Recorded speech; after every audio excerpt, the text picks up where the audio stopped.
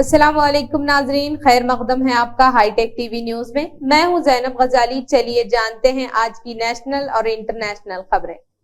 BJP की Lok Sabha election से कबल शहरियत तरमीमी एक्ट नाफिज करने के मामले पर दिल्ली के वजीर आला अरविंद केजरीवाल ने मोदी हुकूमत पर सख्त हमला किया है। इन्होंने कहा है कि इसके जरिए बीजेपी ने वोट बैंक की गंदी सियासत की है। लोग चाहते हैं कि इस कानून को मंसूख किया जाए। केजरीवाल ने इस बारे में एक प्रेस कॉन्फ्रेंस की, जिसमें इन्होंने कहा कि कानून के जरिए मरकज में बीजेपी की क़ियादत वाली हुकूमत ने पाकिस्तान और बांग्लादेश से बड़ी तादाद में गरीब अक़लियतों के लिए हिंदुस्तान आने के दरवाजे खोल दिए हैं। आम आदमी पार्टी के कौमी कन्वीनर ने कहा कि पाकिस्तान, अफगानिस्तान और बांग्लादेश में 3.5 करोड़ अक़लियतें हैं। बीजेपी पाकिस्तान और बांग्लादेश से आने वाले गरीब तारिकीन वतन को नौकरियां और मकानात देने में हमारा पैसा खर्च करना चाहती है। दिल्ली के वजीर आला ने दावा किया कि आने वाले इंतखाबात में बीजेपी को फायदा होगा, क्योंकि पड़ोसी मुमालिक से हिंदुस्तान में आकर बसने वाली गरीब अक़लियतें इसका वोट बैंक बन जाएंगी। केजरीवाल ने कहा, लोकसभा इंतखाबात से पहले सीएए को नाफिज करना बीजेपी के वोट बैंक की गंदी सियासत है। इन्होंने कहा, मुल्क सीएए को मंसूख करने का मुतालबा करता है। सुप्रीम कोर्ट ने चीफ इलेक्शन कमिश्नर सीईसी और इलेक्शन कमिश्नरों की तकर्री से मुताल्लिक मामले की जल्द समाअत करने पर रजामंदी जाहिर की है। रिपोर्ट के मुताबिक सुप्रीम कोर्ट इस मामले की समाअत जुमे को करेगा। एडीआर के वकील प्रशांत भूषण ने अदालत से जल्द समाअत की इस्तदा की थी, जिस पर जस्टिस संजीव खन्ना ने कहा कि इन्हें सीजीआई से इत्तला मिली है कि केस की समाअत जुम्मा को होनी है। अदालत में दायर दरख्वास्त में हुकूमत को नए एक्ट के मुताबिक चीफ इलेक्शन कमिश्नर और इलेक्शन कमीशन के तैनाती से रोकने का मुतालबा किया गया।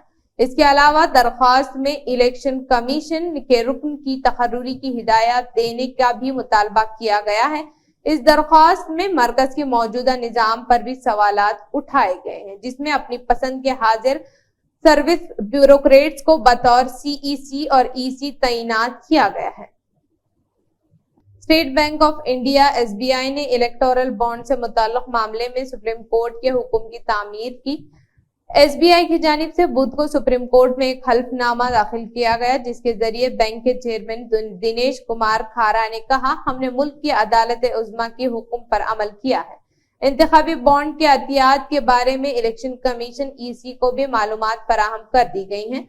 हल्फनामे के जरिए एसबीआई ने सुप्रीम कोर्ट को बताया कि इसने इंतखाबी बॉन्ड की खरीदारी की तारीख, खरीदारों के नाम और रकम की तफसीलात इलेक्शन कमीशन को सौंप दी है। इंतखाबी बॉन्ड की अदायगी की तारीख और चंदा उसूल करने वाली सियासी जमातों के नामों के बारे में मालूमात इलेक्शन कमीशन को भी दी गई हैं। एसबीआई ने सुप्रीम कोर्ट को ये भी बताया कि 14 अप्रैल 2019 से 15 फरवरी 2024 के दरमियान खरीदे गए और इन कैश किए गए इंतखाबी बॉन्ड्स से मुताल्लिक तफसीलात इलेक्शन कमीशन को फराहम कर दी गई हैं। खुद को सबसे मजबूत और ताकतवर हुकूमत कहलाने वाली मोदी हुकूमत के खौफ को कांग्रेस के जनरल सेक्रेटरी जयराम रमेश ने एक बार फिर उजागर कर दिया है। इन्होंने मोदी हुकूमत से सवाल किया कि आखिर वो कांग्रेस से इतना क्यों डरती है कि इसे कांग्रेस पार्टी का अकाउंट सेंस करने और टैक्स टेररिज्म का सहारा लेने पर मजबूर होना पड़ रहा है। जयराम रमेश ने सोशल मीडिया प्लेटफॉर्म पर पोस्ट करते हुए कहा कि ये हैरत की बात है कि वजीर आजम आज नई दिल्ली में है, इसलिए आज कोई नया इफ्तिताह नहीं होगा, कोई रीब्रांडिंग नहीं होगी, पिछले कामों का क्रेडिट लेने के लिए कोई दावा नहीं होगा, लेकिन ये इनकी हुकूमत की कुछ बुनियादी जिम्मेदारियों से मुताल्लिक कुछ अहम सवालात हैं जिनके जवाब इन्हें देने चाहिए। इंतखाबी बॉन्ड को गैर आईनी करार देने के सुप्रीम कोर्ट के फैसले के बाद से मोदी हुकूमत एसबीआई के जरिए इस इंकशाफ को रोकने या मौखर करने के मुसलसल कोशिश कर रही है कि किसने किस सियासी पार्टी को कितना चंदा दिया है। वजीर आजम किस बात से इतना डरे हुए हैं। इलेक्टोरल बॉन्ड की तफसीलात से कौन सा नया घोटाला सामने आएगा। 20 फरवरी 2024 को ये बात सामने आई कि बीजेपी को ईडी, सीबीआई और आईटी डिपार्टमेंट के छापे या तहकीकात के फौरन बाद 30 कंपनियों से 335 करोड़ रुपये तक का अतिया मिला है। कांग्रेस के साबिक सदर राहुल गांधी ने मरकजी हुकूमत पर तनकीद करते हुए कहा कि 25 साल से कम उम्र के नौजवानों की आबादी हिंदुस्तान की ताकत है और इनको भर्ती की कानूनी जमानत दी जानी चाहिए। इन्होंने कहा कि यह अपना और अपने मुल्क का मुस्तकबिल बदलने का वक्त है। अब रोजगार क्रांति इनकलाब का वक्त है। राहुल गांधी अपने एक्स पर क्या आप जानते हैं कि इस वक्त हैंडल पर लिखा कि क्या आप जानते हैं कि हिंदुस्तान की सबसे बड़ी ताकत क्या है? हमारी ताकत 25 साल से कम उम्र के नौजवानों की आबादी है, जिसकी तादाद इस वक्त दुनिया में सबसे ज्यादा है। ये वक्त है नौजवानों की बेपनाह तवानाई से हिंदुस्तान की मईशत को तब्दील करने का और इसी मकसद से हमने 3 डायमेंशनल स्ट्रेटेजी बनाई है। राहुल गांधी ने कहा, भर्ती की कानूनी जमानत न सिर्फ 30 लाख तकर्रियों के जरिए रोजगार फराहम करेगी बल्कि हुकूमती ढांचे की कारकर्दगी में भी इजाफा करेगी। शिवसेना के सरबराह उद्धव ठाकरे ने एक बार फिर मरकजी वजीर नितिन गडकरी से कहा कि अगर बीजेपी में आपकी तौहीन हो रही है तो आप बीजेपी छोड़ दें और हमारी महाविकास अघाड़ी के साथ आ जाएं। अगर आप बीजेपी छोड़ देते हैं तो महाराष्ट्र में अपोजिशन पार्टियां एक साथ मिलकर लोकसभा इंतखाब में आपकी जीत को यकीनी बनाएंगे। उद्धव ठाकरे मशरकी महाराष्ट्र के एवत महल जिले के पोसद में एक रैली से खिताब कर रहे थे। अपने खिताब में इन्होंने कहा कि कितने अफसोस की बात है कि वजीर आजम मोदी के साथ कृपा शंकर सिंह जैसे लोगों के नाम बीजेपी की पहली फहरिस्त में शामिल थे, जिन्हें बीजेपी एलानिया तौर पर बदउनवान कहती रही है, लेकिन इस फहरिस्त से नितिन गडकरी का नाम गायब था। ठाकरे ने मजीद कहा कि मैंने ये बात गडकरी से 2 दिन पहले कही थी और आज मैं इसे फिर दोहरा रहा हूं कि अगर आपकी तौहीन की जा रही है तो बीजेपी छोड़कर महाविकास अघाड़ी में शामिल हो जाइए। माह सयाम के आते ही मस्जिद हराम में रोजेदारों और नमाजियों का हुजूम बढ़ गया है। माह सयाम के पहले रोजे की इफ्तारी के सोशल मीडिया पर वीडियोस वायरल होने वाले ईमान परवर मनाजिर को बेहद पसंद किया जा रहा है।